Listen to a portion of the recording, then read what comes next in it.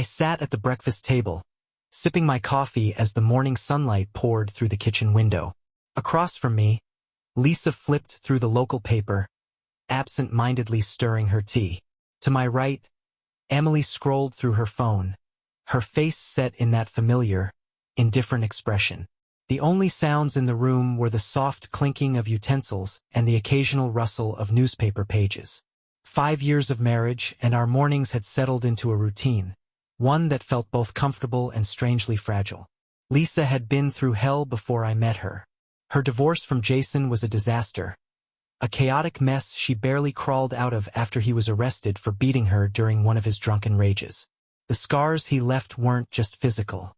She rarely talked about that time, but the way her body tensed at the mere mention of his name spoke volumes. I came into her life not long after that chapter had closed. We met through mutual friends at a dinner party, one neither of us really wanted to attend. But something clicked that night. Maybe it was the way her laughter made everything feel lighter, or the way she really listened when I spoke. A year of dating later, we were married. And with Lisa came Emily, her daughter, now 18. I knew going in that being a stepfather wouldn't be easy, especially with someone as guarded as Emily. She was always polite, but there was a wall between us that I could never quite get past. And honestly, I didn't blame her. I wasn't her father, and I never tried to be. I just did my best to carve out a place in their lives that felt right for all of us. I took care of them, I loved them, and I accepted that Emily might never see me as anything more than her mom's husband. And that was fine. But lately, Lisa had started feeling like a stranger in our home. The warmth between us had been replaced by an unsettling distance. The little things piled up. Less intimacy, fewer conversations, her constant claims of being too tired. And then there was her phone. Always in her hand, always stealing her attention. The way she quickly put it away the moment I entered the room didn't go unnoticed. None of it did. I'm not stupid. These were red flags, big, blaring ones. At first, I told myself I was overthinking it. Maybe she was just stressed. Maybe I had done something wrong. But as the weeks turned into months, the uneasy feeling in my gut became impossible to ignore. So I did what I had to do. I hired a private investigator. $2,000 later, I had my answer. A good investigator isn't cheap, but knowing the truth, that's priceless. And the truth? Lisa had been seeing Jason, her ex-husband, the same man who destroyed her, the man I thought she had left behind for good. And today's the day. I knew what was coming before she even opened her mouth. Lisa folded the newspaper and set it neatly on the table, her fingers lingering on its edges like she was searching for courage. When she finally looked at me, her lips pressed into a tight line. "Mark, I have something to tell you," she said, her voice softer than usual. I set my coffee cup down, locking eyes with her. "Go ahead," I said evenly, keeping my tone steady. She hesitated, her fingers playing with the corner of the tablecloth. "I'll be gone for a month," she said. The words dropped into the silence like a stone into water. I didn't flinch. I just leaned forward slightly. "Okay," I replied. Her shoulders tensed. She swallowed hard, then said it again, as if repeating it would make it easier. "I mean, I'll be gone for a month. I'll be staying with Jason." Her voice was stronger this time, like she had finally found the nerve to say it out loud. And just like that, everything changed. "It's his birthday month, and I want to make it special for him."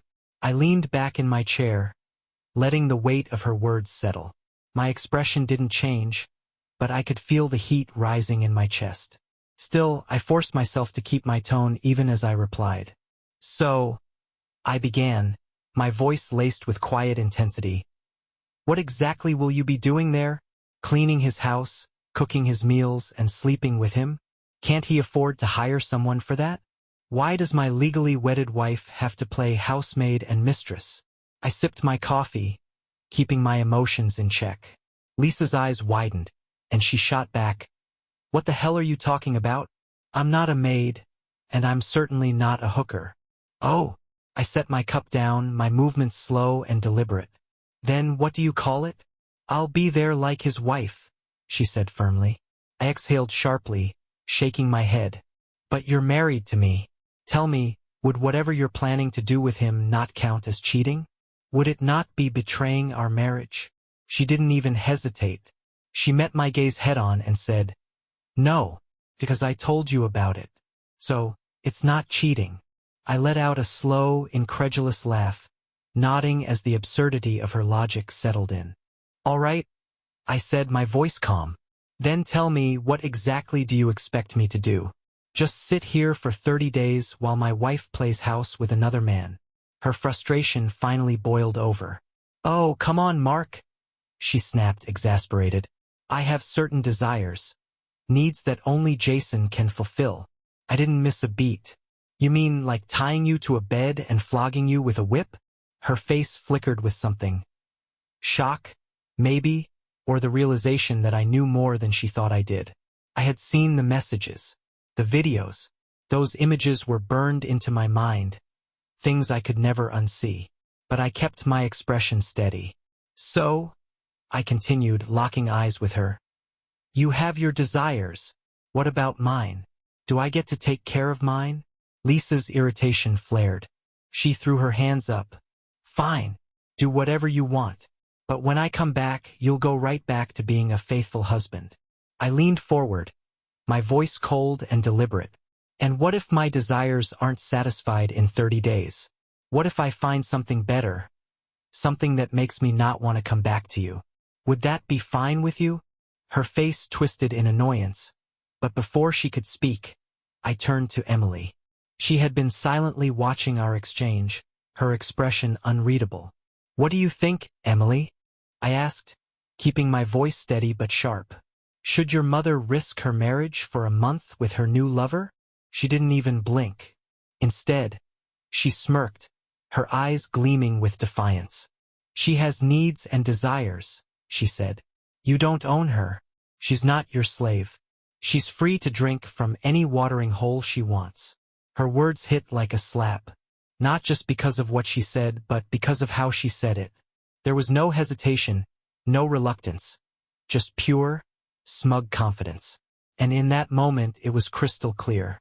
Emily wasn't just a bystander. She wasn't neutral. She was part of this.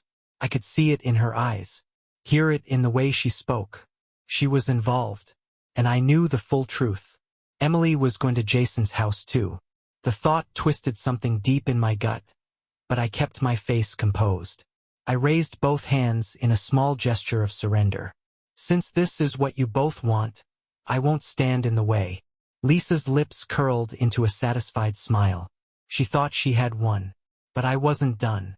Keeping my tone calm, almost casual, I continued, "However, Lisa, I want you to sign a document stating that we will be legally separated for the next 30 days. During that time, I won't be responsible for you or your daughter, financially or in any other way, and I will be free to do as I please." Lisa narrowed her eyes, skepticism creeping into her expression. "How does that work?" I leaned back in my chair, keeping my demeanor relaxed. "I'll call my lawyer right now. He'll draft up the paperwork, and we'll go to court tomorrow to make it official. Simple." I let the weight of my words settle before adding, with just the slightest touch of sarcasm, "So you see, I'm not stopping you. I'm just clearing the path. Now you can be with Tom, Dick, or Harry for the next 30 days, and it won't be cheating. Since, we'll be separated." I let a faint smirk tug at the corner of my lips as I continued. "And in the same way, I can have my desires taken care of, with nothing holding me back." Lisa's eyes narrowed, suspicion flickering across her face. "Am I missing something here? Why are you being so agreeable?" I rose slowly from my seat, looking down at her with absolute certainty. "Because, Lisa, your words have already made it clear that you weren't going to stop. So why should I stop you?" I gave her a small, calculated smile. "And, frankly, this is the perfect opportunity for me to explore my own desires." Emily smiled smugly and said, "Mom, this is actually a good idea. I didn't know Mark could be so supportive." I turned to her, matching her arrogance with a calm smile. "Oh, you have no idea." Without another word, I walked out of the room, my phone already in hand. I dialed my lawyer and kept it simple. Do it. By the time afternoon rolled around, my lawyer was sitting across from Lisa in our living room, the papers spread neatly before her. She didn't even bother reading the document, just picked up the pen and signed with a flourish, exuding confidence with every stroke. I leaned back, watching her, and when she was done, I let the smallest smile curl my lips. It's done now, I said evenly. By tomorrow, it'll be finalized. That evening, I told Lisa I was heading out for a drink. I didn't explain, didn't make excuses. I simply left. I wasn't drunk when I returned a few hours later, but I made sure to stay out late enough to avoid any conversation. The next morning, we found ourselves in the courthouse. Lisa stood beside me, calm and unwavering. The judge skimmed through the paperwork, his expression unreadable. Mrs. Lisa Carter, did you have your attorney review this document? He asked, looking up from the pages. For the next 30 days, your husband will not be responsible for you or your daughter financially, and he will be free to do as he pleases. Are you sure you're okay with this? Without hesitation, she nodded. Yes, Your Honor. The judge shrugged. All right then. That evening, Lisa was practically glowing as she packed her bags, moving around the bedroom with an energy I hadn't seen in months. I stood by the door, arms crossed, watching her with a detached expression. She looked up at me, her excitement spilling over. Oh, thank you, Mark. You have no idea how happy I am. I'll make it up to you when I get back. Her words were almost laughable. I forced a faint smile and replied, Oh, don't worry about that. I'll make sure I'm happy. With that, I turned and walked away, my mind a whirlwind of thoughts. Everything was set. Every detail accounted for. It was time to execute the plan. I've always prided myself on being a man of logic, someone who keeps emotions in check and focuses on rational solutions. But today, standing there, I felt something foreign gnawing at me. Not just anger or betrayal, something deeper. A sense of loss. Not just for Lisa, but for everything I had built, everything I had poured into this marriage. All my efforts to help her daughter. Every bit of time, energy, and money I had spent trying to make life easier for them wasted. The new car I bought for Emily. The hefty college fund I had worked overtime to build. It all amounted to nothing. And for what? For Emily to smugly tell me that I didn't own her mother?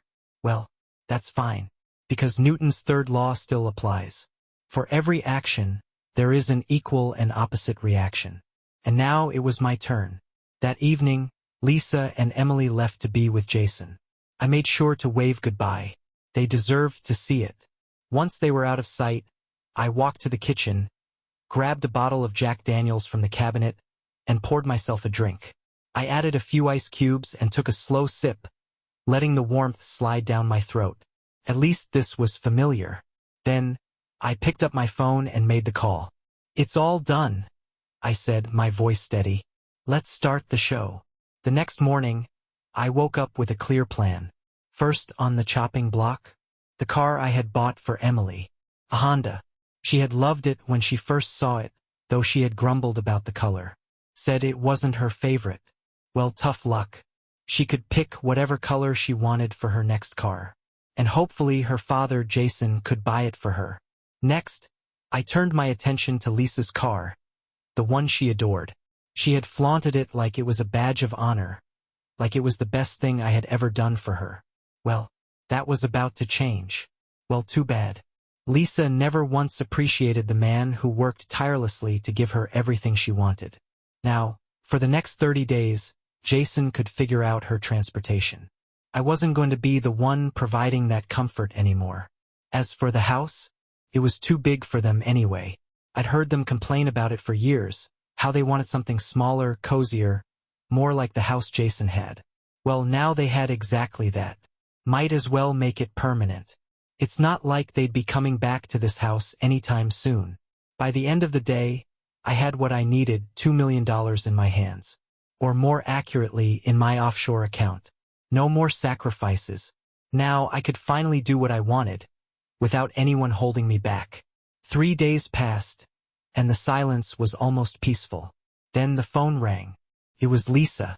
Her voice was shaky, like she was trying to sound composed, but the panic was impossible to miss. I called the house, but no one answered. "Where are you?" I couldn't help but smile.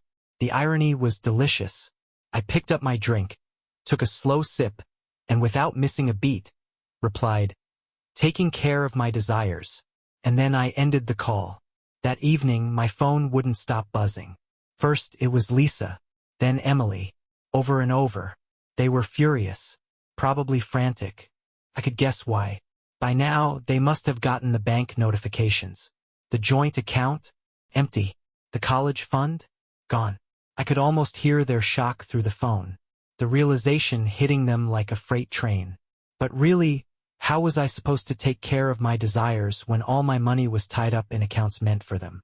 I didn't pick up right away. Let them stew. Let them process the mess I'd left behind. It took 3 full days of constant ringing before I finally decided to answer. "Hey, Lisa. How are you?" I said, my voice calm, almost casual. "Sorry. I was busy getting my needs catered to, so I couldn't answer your calls." She didn't hold back. The insults, the accusations, the guilt trips. All of it came pouring out in a relentless stream. Every verbal grenade she could throw at me, she did. Some of it was predictable. Some of it was so absurd I actually had to stop and wonder if she even believed the nonsense she was spewing. But I let her vent. She had every right to be angry. I wasn't expecting sympathy, so I just sat there, listening, waiting for her to run out of steam. And when she finally did, I simply said, "I guess now's not the time to talk. Bye." Then I hung up before she could get another word in. That went on for 5 days. 5 straight days of her screaming and me hanging up, each call more frantic than the last. By the 6th day, though, something changed. When I picked up, there was no shouting, no angry, high-pitched rants. Instead, she sounded calm. "Why did you take all the money?" she asked. I leaned back, took my time answering. "Well, living in a 5-star hotel in Jamaica costs a lot," I said smoothly. "How else was I supposed to pay for it unless I emptied your daughter's college fund? You know, the one I paid for." There was silence on the other end, just for a second. Then, "What? That was my dream vacation. How could you do this to me?" She was livid. I chuckled. "Well, my dream was for you to remain faithful to me. That didn't work out too well, did it? So, I got the next best thing. A vacation in Jamaica with a young blonde Russian woman to keep me company." Lisa's voice cracked with fury. "You will not get away with this. When I come back, I'll make you pay." I could feel her rage through the phone, like it was burning through the receiver. But honestly, it didn't faze me. I expected this reaction. Lisa always overreacted when things didn't go her way. Same old drama. But it wasn't an energy I wanted to entertain. I tightened my grip on the phone and exhaled. "I guess you're angry," I said, my voice cool, almost too calm. "Not the kind of emotion I feel like dealing with right now." Before she could scream another threat, I ended the call. No need for any more of her nonsense. Not today. A month had nearly passed. And now, it was time to move on to the next phase of my plan. I boarded the plane with a clear destination in mind, and this wasn't just another getaway. No, this was something bigger. Thailand. Back when I was working as a software analyst, I had been offered a partnership at a firm in Bangkok. At the time, I brushed it off, not feeling the need for anything more. But now, with nothing tying me down, nothing left that mattered, I figured, why not? So I accepted their offer, and here I was on my way. The flight was long, but it gave me time to think, to reflect on everything that had led me here. When the wheels finally touched down, I felt something I hadn't in a long time. Relief.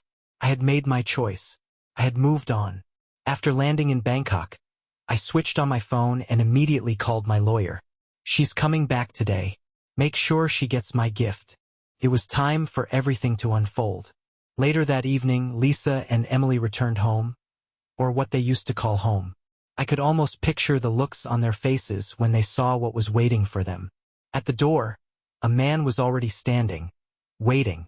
As they stepped up, he approached them with calm professionalism. "Hello. Are you Mrs. Lisa Carter?" he asked. Lisa hesitated before nodding, her face a mixture of confusion and dread. You've been served. The man handed her a manila envelope, took a step back, and snapped a quick picture before walking away without another word. That image, Lisa, standing there, holding that envelope, her face crumpling as the first tears fell, was the best thing I'd seen in a long time. And Emily? She stood beside her, looking utterly stunned. Her eyes darted around the driveway, scanning. "Dude, where's my car?" she asked, her voice unsteady. Exactly as I predicted. Then the phone calls started. I let them ring through, waiting until I was in the comfort of my hotel room before dialing her back. I didn't even need to say anything. Lisa picked up almost immediately, and before I could utter a word, she exploded. "You are not an honorable man. You're just jealous of Jason. You couldn't handle your ego." Her voice was shrill, a steady stream of accusations. The same ones every cheating wife throws when caught. I didn't interrupt. I didn't even flinch. I just listened. This time I wasn't hanging up. I wasn't running from it. I was waiting for my turn. "Did you open the envelope?" I asked, my voice steady. Silence. Then the sound of rustling paper. Inside were the images. Her and Jason. Together. Time-stamped. Locations included. Even the ones where she was tied to the bed. You knew all this time," she whispered, her voice finally faltering. "Oh, yes," I said calmly. "I did." I could hear her breathing pick up, the weight of the truth settling in. "Since you made your bed," I continued, "I made sure you'd sleep in it. You didn't try to stop me," she murmured, almost like she was searching for an excuse. I scoffed. "Oh no. Why would I stop you? Once you decided to cheat, you ended our marriage. Besides," I added with a smirk she couldn't see, "why would I waste my time choosing between a cheating wife and a vacation in Jamaica?" The next part was almost too easy. "The divorce has been filed under adultery," I told her flatly, "and I left a little money in the joint account. Hopefully, it's enough for you to get to Jason's place." Silence. I could feel her seething on the other end, the raw anger, the helplessness. But it didn't matter. The ball wasn't in her court anymore. Then, her voice broke through the line, shrill and desperate. "You didn't leave any money for Emily. How is she supposed to go to college?" I didn't hesitate. "She won't." Her breath hitched. "Not on my dime. She's not my daughter. Her actions have proved that time and time again." I leaned back, completely at ease. "She can go to college on her father's money." There was a long pause before I heard the phone being snatched away. Then, Emily's voice cut through the line, sharp and furious. And just like that, the insults started again. I knew what this was. I knew this would be the last conversation, the last time I'd hear from either of them. So I let it happen. I endured it. Then, in a voice that wavered between rage and disbelief, Emily spat. "You sold my car." I didn't even blink. "No, I sold my car," I shot back. "You took away my college fund," she cried, the desperation clear in her voice. I couldn't hold back the bitterness anymore. "No," I replied, my voice cold. "I made sure I had money to fund my Jamaican vacation. Besides, it was my money, and I took it back." And then, without missing a beat, I added, "As you said, your mother can drink from any watering hole. So can I." She screamed again, her voice shaking with anger and frustration. "What will I tell my friends? My car is gone." I didn't flinch. "Tell them your loser stepfather sold it to fund his Jamaican vacation." I paused for effect, then added, "And now you get to go live with your winner biological father." There was a sharp intake of breath on the other end before Lisa snatched the phone back. Her voice was dripping with accusation. "You stole our money. I'll call the cops." "Please go ahead," I said, my tone completely calm. "You signed a legal document waiving my financial responsibility toward you. I spent my money within the 30 days. Now, I'm broke. I have nothing." She shot back immediately, her disbelief practically choking her words. "You expect me to believe that?" I smiled. I don't need you to believe me, Lisa. But in court, I'll prove it. I ended the call with a final, controlled response. For any further communication, please call my lawyer. His number is in the envelope. I let a small smirk cross my lips before delivering my last words. Have a good day, Lisa. A few days later, I knew Lisa would try to fight the divorce. But I had faith in my lawyer. Lisa's argument? That I knew about her staying with Jason and approved it. My lawyer's response? Brutal. He placed the evidence on the table. The images, the timestamps, the location data.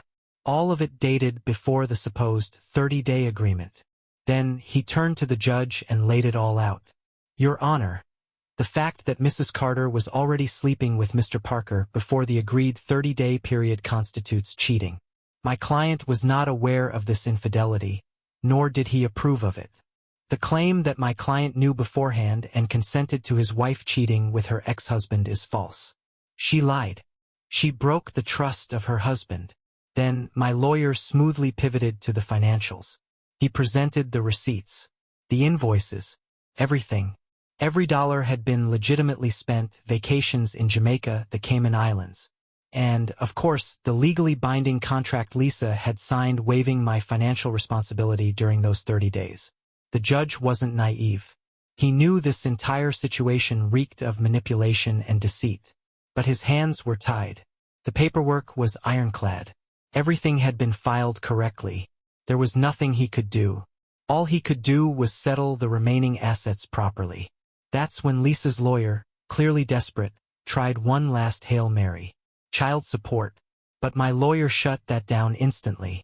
With a firm tone, he objected. Your Honor, let's be clear. Emily is not my client's daughter. Not biologically. Not legally. He has never adopted her. This fact alone renders child support irrelevant. And then my lawyer took it a step further. A bold move. A ridiculous move. But one that sealed the deal. Your Honor, he said, voice steady. My client has given up all worldly responsibilities. He has chosen the path of a Buddhist monk. No income. No possessions. No obligations. For a moment, the judge, who had been stone-faced through the entire ordeal, looked like he might actually laugh. He turned to Lisa, a smirk tugging at his lips. Tough luck, lady, he muttered, barely holding back his amusement. Then, with finality, he made his ruling. Can't help you further. The divorce is granted. The joint account money is awarded to Mrs. Carter. And that was that. A month after the divorce, I heard the news. Lisa and Emily had moved in with Jason. Of course they had. They had nowhere else to go. But that wasn't my problem anymore. I was free, and I had never felt better. The reality, however, was far from the picture they had probably envisioned. It wasn't the happy family they had hoped for.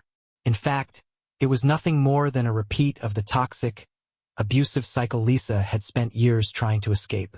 Jason, in his usual drunken state, had resumed his old habits.